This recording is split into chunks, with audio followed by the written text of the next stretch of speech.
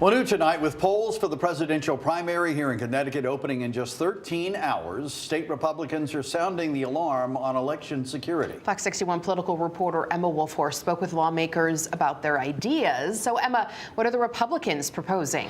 Well, Sarah, Brent, Republican legislators say majority Democrats just haven't done enough to increase election security, especially in wake of allegations of voter fraud in Bridgeport last September. Now, they're reintroducing 5 measures they say would tackle voter fraud at the source. We're here because we are concerned about the integrity of our elections, period.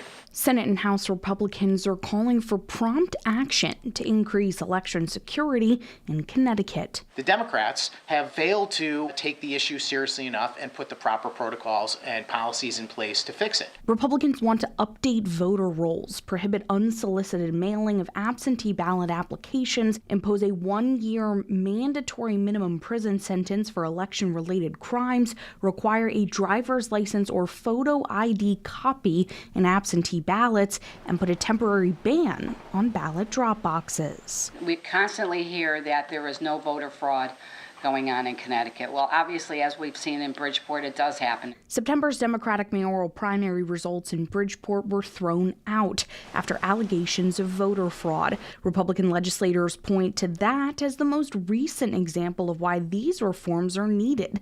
But Democrats say they are addressing these concerns. We've passed out of committee 2 very serious and robust bills to address election reform, especially in relation to the issues we saw this past fall in Bridgeport. GAE committee co-chair Matt Blumenthal is talking about measures which would install video surveillance at all ballot drop boxes, keep better track of absentee ballots, limit the number of absentee ballot applications that can be circulated, and would mandate the State Elections Enforcement Commission refer any criminal cases to the chief state's attorney within 90 days. Expeditious investigation and prosecution of any potential elections crimes is vital not only to transparency and accountability, but to adequate deterrence of potential wrongdoers and the public's trust that the state takes elections enforcement seriously. When it comes to temporarily banning now controversial drop boxes, we're not going to take any measure that impedes Connecticut voters' access to the ballot box.